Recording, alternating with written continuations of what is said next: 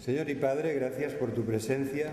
Queremos alabarte, Señor, de todo corazón, por Jesús, nuestro Señor y Salvador. Gracias por este camino que es nuevo y vivo a tu santa presencia.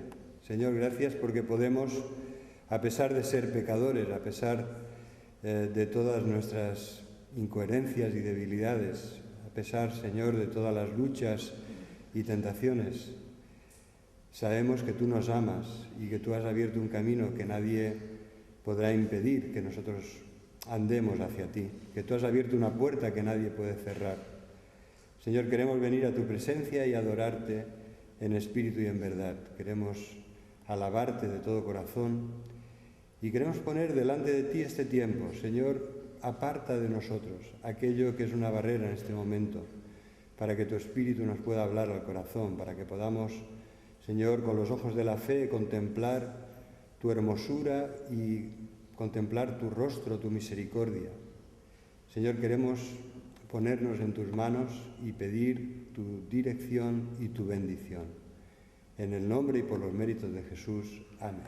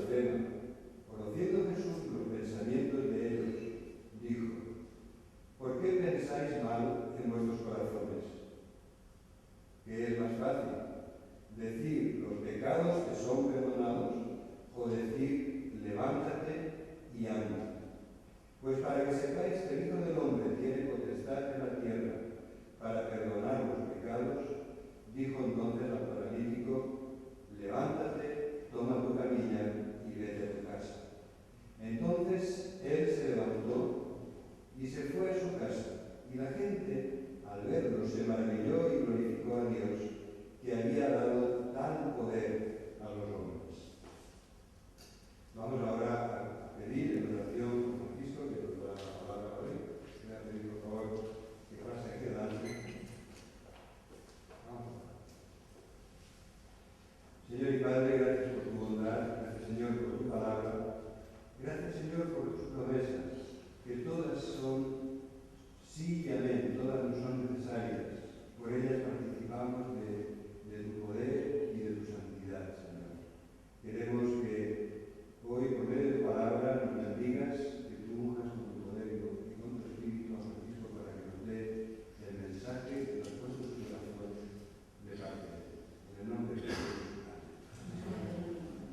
es que nunca se disculpen desde el púlpito. Este es un consejo que se le da a los pastores debido a que, por ejemplo, puede haber una semana un poco muy atrajenada, muy llena de trabajo, y al final le quede poco tiempo para preparar la palabra de Dios, y entonces el pastor tiene que echar mano de todo lo que tiene ya hecho, pero que a lo mejor hace tiempo. Entonces, uno de los consejos dicen, que no os disculpéis. Bien, yo sí que tengo que disculparle esta mañana, no en este sentido, en esta tarde, perdón. Me comprometí el miércoles pasado, por los que venís, ya sabéis que estamos siguiendo, por lo menos cada vez que yo hago el estudio del miércoles, lo hago sobre la epístola a Santiago.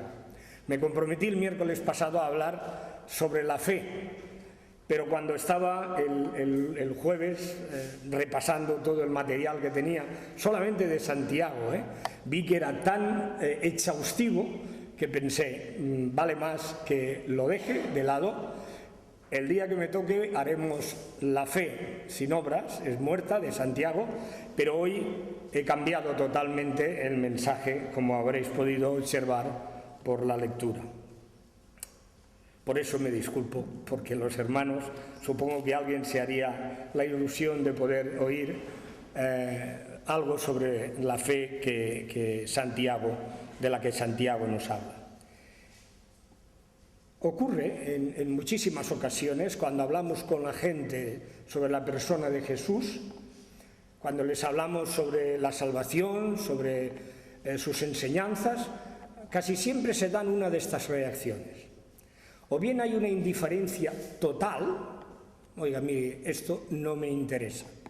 A mí no me hables de estas cosas religiosas porque a mí no me interesan.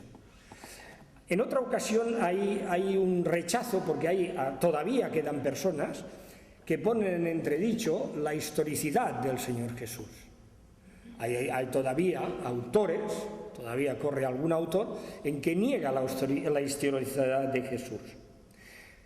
También hay personas que rechazan que les hablemos de Jesús a causa de que no desean dejar su forma de vida, porque la forma en que viven está en oposición total con las enseñanzas y la doctrina del Señor Jesús. Pero hay otras personas que sí, que cuando les hablamos de Jesús reaccionan con respeto. Respetan al Señor Jesús porque consideran que es el mayor maestro que ha habido en toda la historia de la humanidad. Y entonces ellos están atentos a todo lo que les decimos. Y finalmente hay también una admiración, yo diría que de corte revolucionario, hacia la persona del Señor Jesús, porque hay personas que dicen, es que tuvo el valor de enfrentarse a todos los estamentos imperantes de su época, civil, económico y religioso. Un autor español del siglo pasado lo expresaba mucho mejor de lo que yo lo estoy expresando en uno de sus libros. Él decía, algunos niegan su divinidad, muy pocos ponen en duda su existencia histórica, otros admiten la posibilidad de que con su revolucionaria doctrina no pretendiera mejorar, salvar mediante el amor al género humano, o que fuera un líder nacionalista, pero aún hoy en día sigue vigente el respeto casi unánime sobre la inspirada figura del Jesús de Nazaret. También en los días de su ministerio terrenal, el Señor Jesús encontró esta clase de respuestas o reacción de las gentes. Por ejemplo, para un grupo de líderes religiosos, los principales sacerdotes y escribas y fariseos, el Señor Jesús era un embaucador. Trastorna al pueblo, se lo lleva hacia sí, y para ellos el Señor Jesús no solamente era un embaucador, sino era además un hombre pecador. Se le ocurre sanar en día de sábado. No guarda el día del Señor, decían estos religiosos. Con el tiempo, estos mismos religiosos llegaron a la conclusión que era mucho mejor que el Señor Jesús muriera a que continuara viviendo. Un número muy reducido de galileos consideraron que el Señor Jesús era un maestro venido de parte de Dios. Recordad a Nicodemo, que se acercó de noche para que no le vieran, y él tuvo esa conversación, esa larga conversación con el Señor Jesús, no solamente en su aspecto personal propio de él, sino también venía en nombre de otros. Creemos que tú vienes de parte de Dios. Hablaba en plural. Entre la gente del pueblo, unos le consideraban un buen hombre, un profeta, o alguno de los profetas resucitado, pero otros, en realidad, como decía, también del pueblo consideraban que era un embaucador. No obstante, algunos gentiles, muy pocos, vieron y conocieron que la persona de Jesús era el Hijo del Dios vivo, el Verbo encarnado, al cual ellos habían tenido ocasión de palpar y tocar con sus propias manos, y además ver su gloria, esa gloria que se manifestó en el monte de la Transfiguración. Y esto ellos lo testificaron y lo proclamaban una y otra vez delante de aquellos que oían el Evangelio. Pero quizás una de las características que mejor destacaban en el ministerio del Señor Jesús era las sanidades. Esto no solamente causaba admiración, la gente se admiraba, lo acabamos de leer, la gente se admiraba de que Dios hubiera dado tal potestad a los hombres, pero también causaba temor y duda, como hemos visto y como veremos un poco más adelante. Como decía, algunos se admiraban de su doctrina, pero otros realmente tenían espanto. ¿Qué palabra es esta? ¿Y con qué autoridad manda y hace salir a los demonios? Esto causaba temor en la gente. Un día el Señor Jesús, enseñando en el templo, llegaron varios escribas y sacerdotes y le dijeron: oye, ¿con qué autoridad haces esto? ¿Con qué autoridad haces esto?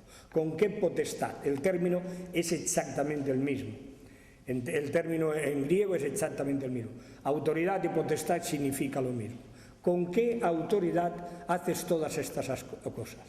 Jesús les planteó una pregunta, ellos estuvieron debatiendo y al final dijeron: es mejor no responder porque seguramente todavía saldremos trasquilados.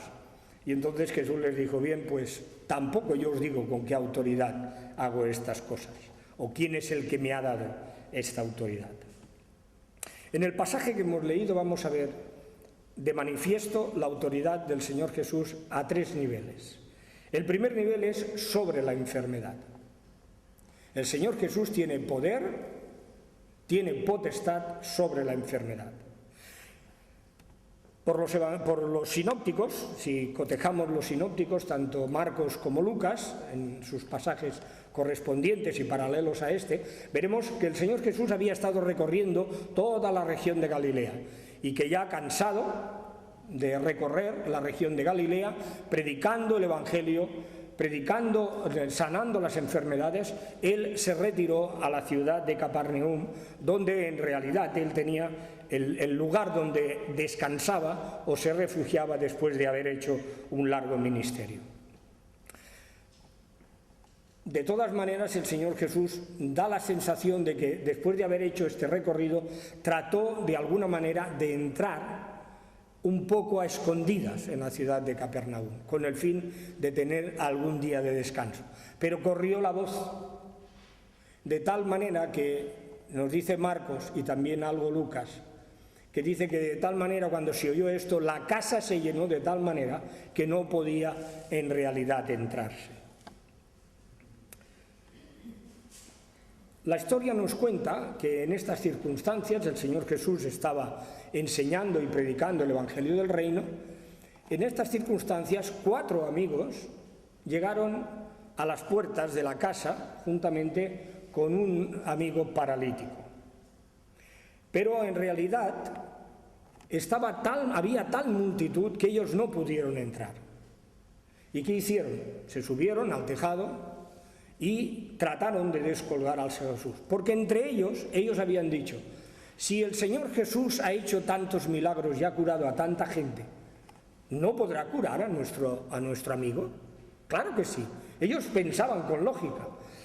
Tanto Mateo como Marcos como Lucas nos encuadra esta sanidad del paralítico en un contexto de que hay multitud de sanidades.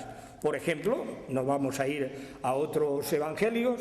Por ejemplo, Jesús sana a un leproso, Jesús sana al siervo de un centurión, a la suegra de Pedro, y en otros evangelios encontramos otras sanidades. Pues lógicamente ellos pensaron, el Señor Jesús, si le presentamos a nuestro amigo, si él puede estar delante de él, no habrá ningún inconveniente en que lo sane. Como decíamos, su autoridad sobre las sanidades fue una de las características más sobresalientes de todo su ministerio. Su enseñanza, su predicación del Evangelio o del Reino, en realidad eran señales de la multiforme sabiduría de Dios y gracia de Dios en favor de todos los hombres. Eran las señales que manifestaban, que ponían de manifiesto esa autoridad que había recibido del Padre, esa unción que había recibido del cielo para que su ministerio realmente mostrara esa multiforme sabiduría y la gracia de Dios en favor de los hombres. Dios mismo es el que salva, pero Él empleó a su ungido, al Mesías, tal como nos diría y profetizó Isaías. A estas señales se refirió el Señor Jesús cuando Juan el Bautista envió a 2 de sus discípulos. Juan el Bautista llevaba mucho tiempo en la cárcel y seguramente le entraron dudas. Caramba, ¿no estaba ya próximo que una vez viera yo al Mesías? Esto iba a cambiar de la noche a la mañana y ahora yo llevo aquí ya meses en la cárcel. Y él envía 2 discípulos con una sola pregunta: ¿eres tú aquel que había de venir o hemos de esperar a otro? El Señor Jesús no respondió directamente esta pregunta, sino que les dijo a los discípulos: id y haced saber a Juan las cosas que oís y veis.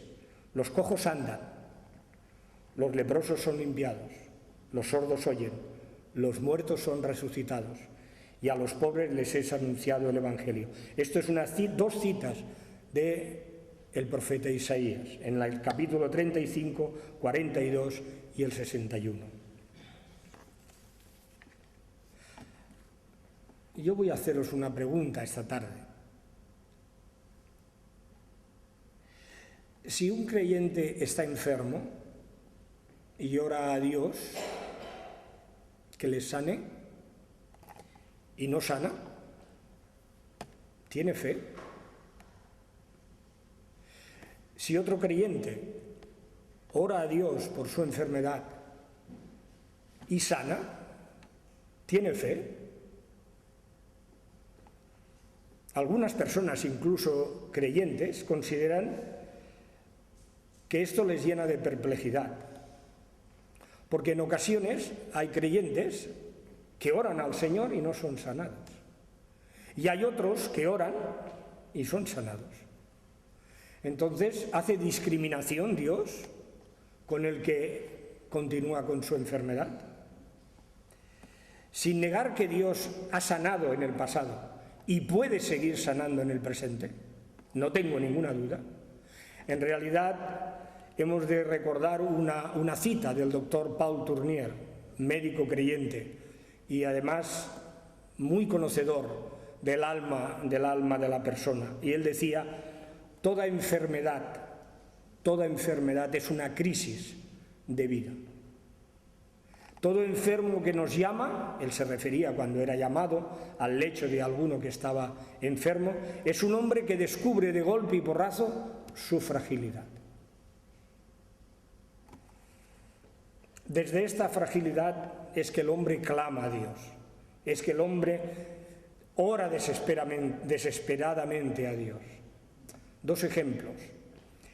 Un día el rey Ezequías ya había sido, el reino había quedado apaciguado, el rey de Siria había sido derrotado, se había vuelto a su país y el país estaba en calma, Judá estaba tranquilo.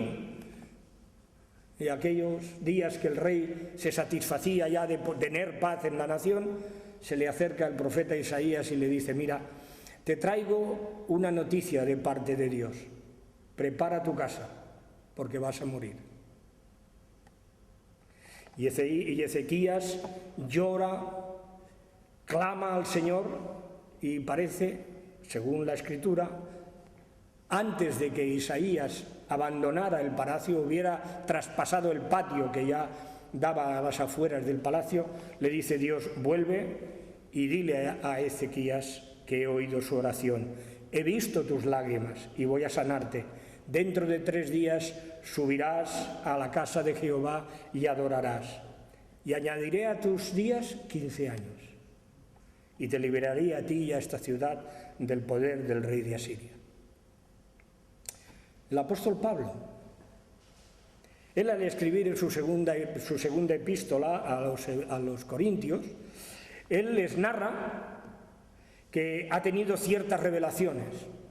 Y él les dice: mirad, han sido tan espectaculares estas revelaciones que con el fin de que yo no me enorgullezca y me ensoberbezca, Dios me ha dado un aguijón en la carne, con el fin de que además ese aguijón viene de parte de Satanás, me azote. Dice: por 3 veces he orado al Señor que quite de a mí ese aguijón. Y el Señor me ha dicho: bástate mi gracia, porque mi poder en la debilidad se perfecciona. 2 respuestas, 2 oraciones, 2 respuestas distintas. A la luz de la palabra revelada, creemos y sabemos que realmente Dios puede hacer milagros, y los hace a veces. Él es un Dios que no se escapa nada, es el Rey soberano, nada escapa a su control. Se nos ha dicho: ni un solo cabello de nuestra cabeza cae.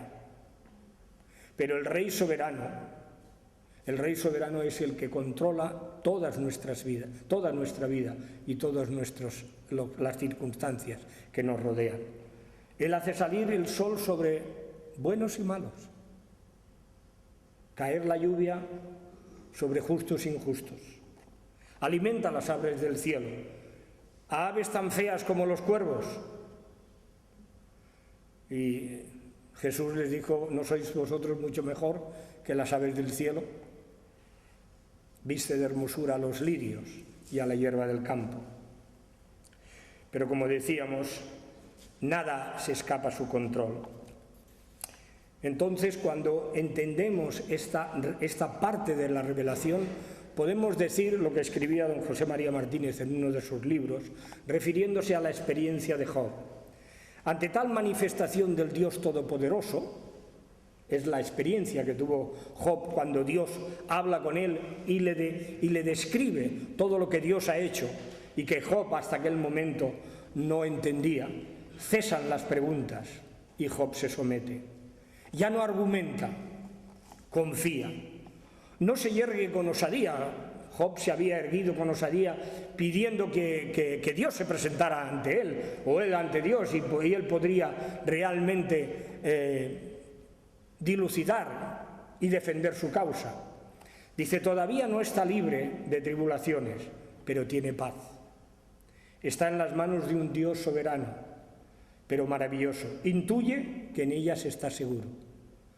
Pase lo que pase, aunque en las circunstancias de su vida prevalece aún la oscuridad, su corazón se regocija radiante de luz. ¿Cómo reaccionas tú ante la enfermedad? Yo sé cómo reaccioné, pero tengo que reconocer que estas palabras que escribió don José María Martínez casi cuadran muy bien con mi propia experiencia. Llega un momento que no entendemos por qué ocurren ciertas cosas en nuestra vida, Pero cuando entendemos que estamos en las manos de un Dios soberano que controla toda nuestra vida, que nos tiene escritos en la palma de su mano y que además somos como la niña de sus ojos, entonces llega un momento en que uno siente paz, tiene tranquilidad, porque sabe que está en las manos de un Dios soberano. Jesús, el Hijo del Hombre, tenía y tiene potestad sobre la enfermedad. En segundo lugar, esta potestad la vemos que la tiene también, o esta autoridad, sobre el hombre mismo. A la luz del versículo 2 y 4, sucedió que le trajeron un paralítico y tendido sobre una cama, y al ver Jesús la fe de ellos, dijo al paralítico: ten ánimo, hijo, tus pecados te son perdonados. Pero algunos de los escribas decían dentro de sí: este blasfema. En primer lugar, el conocimiento que tiene Jesús de las personas, de los hombres, no es un conocimiento que es progresivo. En realidad, ese conocimiento, por ejemplo, lo tienen los sociólogos en base a que han estudiado una carrera y que además en el trato con la gente van conociendo a aquellos que son sus pacientes. Pero el conocimiento del Señor Jesús no era un conocimiento progresivo. La palabra que se emplea en el original es oído. Es un conocimiento total, divino. Nosotros, toda persona, vamos adquiriendo un conocimiento de todas las cosas que nos rodean y de los demás. El miércoles pasado hablábamos de que somos muy fáciles, cuando conocemos a la gente, a ponerle etiquetas. Bueno, pues ponemos etiquetas a la gente a veces sin conocerlas, pero a veces cuando vamos conociendo más y más a la gente les ponemos etiquetas. Conocemos su carácter, a veces sus caprichos, sus propias debilidades, pero en el Señor Jesús este conocimiento es total. Es total porque Él es el creador de todas las cosas. Todas las cosas fueron hechas por Él y para Él. Por Él fueron creados los cielos y la tierra. Incluso el propio hombre fue creado por Él. Cuentan la anécdota de que en Estados Unidos, en una de esas largas carreteras que hay, que uno no ve un alma, por lo que se ven en algunos reportajes, un señor tenía el capó del coche levantado y el coche se le había parado. A poco rato de él estar mirando el motor, paró un lujoso automóvil junto a él. De él bajó un señor muy bien vestido y le dijo: ¿qué le pasa? Y le dice: mire, si usted me puede llevar, el coche se ha estropeado. Y le dijo: voy a echarle un vistazo. Tocó unas cuantas piezas, tocó algunas cosas y le dijo: ¿quiere ponerlo en marcha?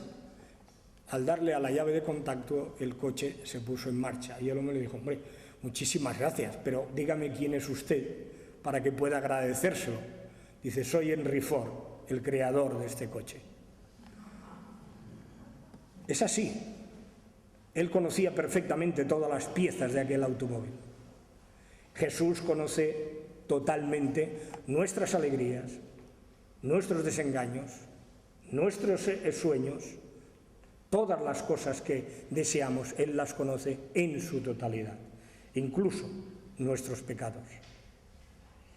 Él conoció la fe de los amigos del paralítico. Dice: Él viendo la fe, Jesús al ver la fe de ellos, los 4 amigos tenían fe en que el Señor Jesús podía curar a su amigo. Por eso ellos no se arrendraron sobre las dificultades. Hay gente, muy bien, pues subamos al tejado, abramos una especie de claraboya que había para que entrara la luz y bajemos a nuestro amigo hasta que esté delante del Señor Jesús. La fe de ellos, la fe de ellos. Pero él también conoció los malos pensamientos de los escribas. Las palabras de ten ánimo, hijo mío, tus pecados te son perdonados, levantaron espurnas en aquellos hombres, en aquellos religiosos de su tiempo. ¿Qué dice este? Este es un blasfemo. En realidad, dice, este está insultando a Dios. Sería de manera literal. Nadie puede perdonar pecados sino solo Dios. Este blasfema. Él conoció también los pensamientos de aquellos doctores de la ley, que tenían mucho conocimiento bíblico, y eso es cierto, porque la verdad es que solamente Dios puede perdonar pecados, pero tenían muy poca sensibilidad y un bastante largo trecho de falta de misericordia. Ellos no veían que aquel hombre estaba allí postrado en una silla. Ellos no solamente pensaban en las palabras de este maestro, este rabino, que es un blasfemo. Conociendo Jesús los pensamientos de ellos, les dijo: ¿por qué pensáis mal? No les dijo por qué reflexionáis o por qué razonáis. En realidad el hombre ha sido creado con una de sus características y privilegios, es el razonamiento. No les censuró por eso, sino por los malos pensamientos que tenían. La ceguera espiritual a veces hace que digamos verdaderas tonterías. Y asimismo conoció los pensamientos del paralítico. Seguramente, no solamente los 4 amigos querían que su amigo fuera sanado, sino la gente, cuando vieron que el que descendía era bajado delante del Señor, era un paralítico, seguramente la gente esperó que Jesús pronunciara las palabras que siempre había dicho, más o menos en distintas circunstancias. Pero lo primero que le dice Jesús es: ten ánimo, ten ánimo. En realidad la palabra es como si dieran un grito: cobra ánimo, no tengas temor. Es como si fuera un grito que le da el Señor Jesús: ten ánimo. Qué lejos estaban todos los que le llevaban, los amigos y los que estaban presentes, de pensar que el problema del paralítico no era estar en una cama postrado, sino los pecados que le corroían y que realmente le estaban amargando. Es lo que leíamos en el Salmo 32 y que cuadra perfectamente, seguramente, con la experiencia de este paralítico. Mientras callé, se envejecieron mis huesos, en mi gemir todo el día. Él gemía por la enfermedad, pero también gemía por sus pecados, porque de día y de noche se agravó tu mano sobre mí y se volvió mi verdor en sequedad. ¿Qué habría escuchado el paralítico? ¿O qué hubiera querido él escuchar? Justamente esas palabras del Señor Jesús. ¿Qué piensas tú de tu vida? ¿Qué piensas de tu vida? ¿Crees que por andar por la calle, por poderte trasladar, no eres un paralítico? ¿O no somos paralíticos? Me incluyo yo también. Todos tenemos un fardo. Esto me recuerda al peregrino, que lleva un fardo encima de sus espaldas, que son todas sus culpas, errores y pecados. Pues bien, nosotros somos paralíticos que casi no podemos andar con el fardo que llevamos. Y la pregunta es esta: ¿nos dejan andar con libertad este fardo que en realidad nos debilita y nos paraliza? Si en realidad nuestra fe la depositamos en el Señor Jesús y le adoramos en espíritu y en verdad, tendremos la fe de Abel. Andaremos con Dios como Enoc, buscaremos la ciudad celestial como Abraham, creeremos en las promesas de Dios como José y renunciaremos al mundo y al pecado como Moisés y superaremos cualquier circunstancia de nuestra vida como aquel grupo anónimo del fin del capítulo 11 de Hebreos. Existe la posibilidad de que, a pesar de que hayamos puesto nuestra fe en el Señor Jesús, todavía nuestro corazón esté lleno de insensatez, rebeldía, extravío y un sinfín de causas más. mientras todo esto no lo descarguemos a los pies de la cruz de Cristo, a los pies del Cristo crucificado y resucitado, seguiremos siendo unos paralíticos.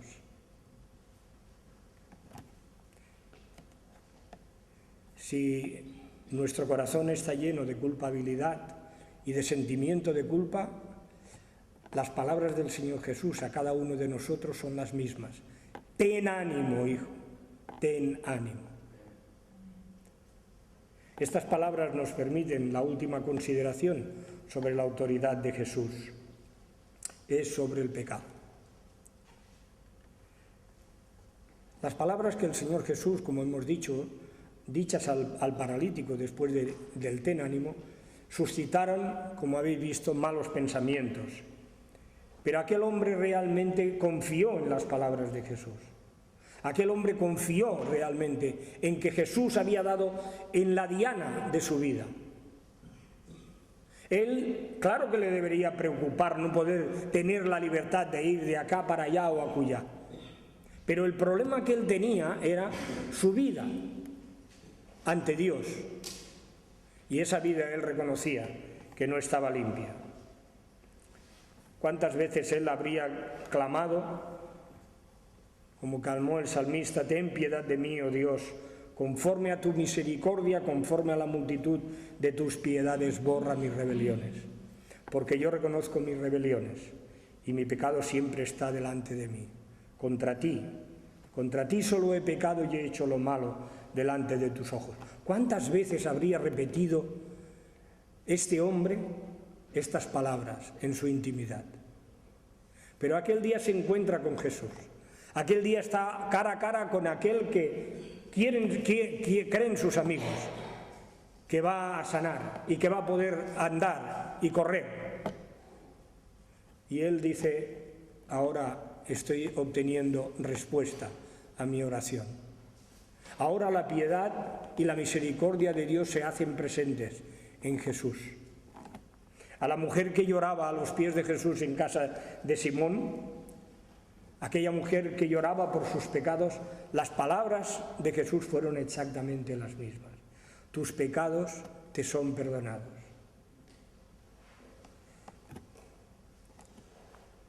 Se ha dicho algunas veces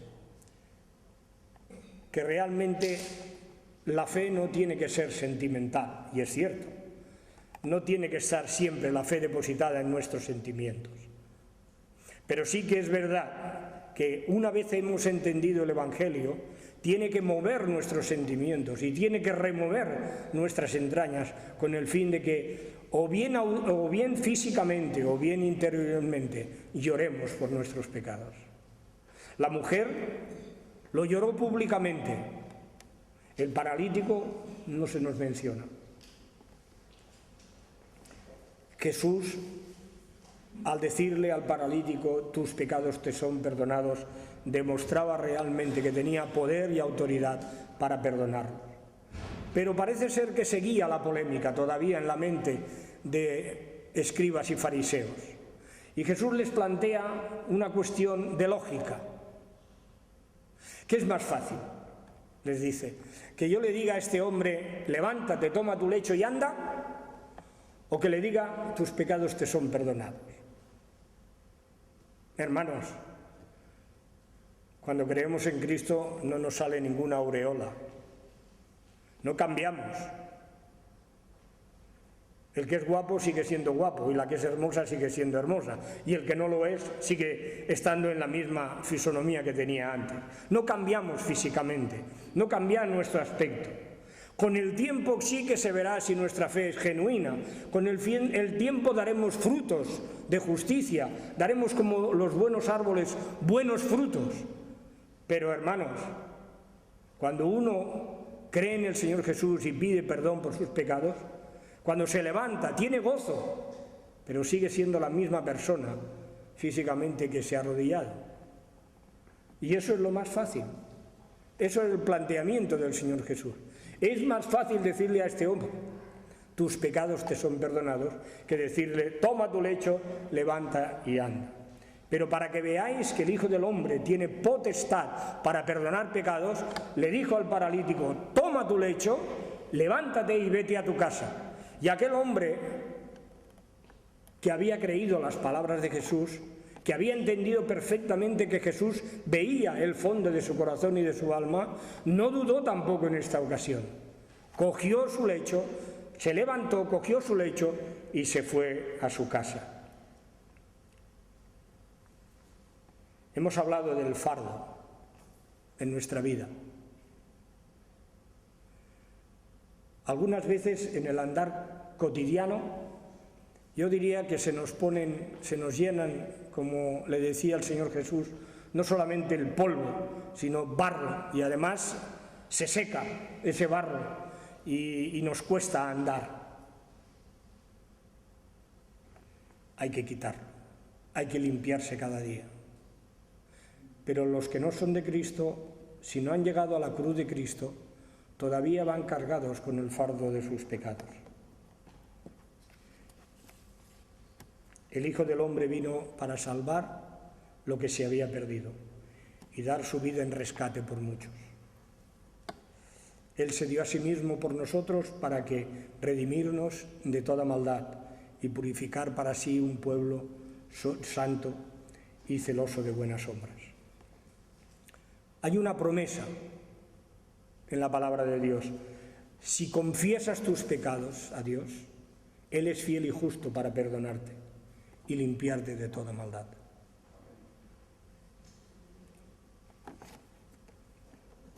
Voy a hacer solamente una pregunta más a modo de conclusión. ¿Queremos seguir con nuestros pies llenos de barro o queremos dejar nuestros fardos, si los llevamos todavía? ¿O queremos seguir andando con ellos y siendo difícil andar? La experiencia que hemos leído en el Salmo 32 es la experiencia de un creyente, hermanos. No es de uno inconverso, es la experiencia de David, el hombre que tenía el corazón, según Dios, pero un hombre que había traspasado los límites y la ley de Dios. Y aquel hombre, mientras cayó su pecado, fue secándose su vida. Pero también es cierto que si no somos de Cristo, todavía pesará mucho más ese pecado en nuestras vidas o en tu vida. Yo te pregunto en esta tarde, ¿quieres dejar el fardo de tus pecados a los pies de Jesús? ¿Quieres que Él lo quite? ¿Quieres que Él transforme tu vida? El paralítico tuvo la mayor alegría de toda su vida. Primero, se sintió salvado. Luego, se sintió restaurado físicamente. Dios puede hacer ambas cosas. Restaurar, en primer lugar, nuestra vida espiritual, nuestra alma. En segundo lugar, también nuestra vida física. Porque Dios no solamente salva nuestra alma, salva también nuestro cuerpo. Porque el día en que se muestre la gloria de Jesucristo en su segunda venida, no solamente será restaurada nuestra alma, seremos restaurados totalmente, en cuerpo y alma. Y esto es lo que te ofrece Jesús. Esto es lo que nos ofrece Jesús. Y Él tiene autoridad para que nuestras vidas cambien. Que el Señor os bendiga.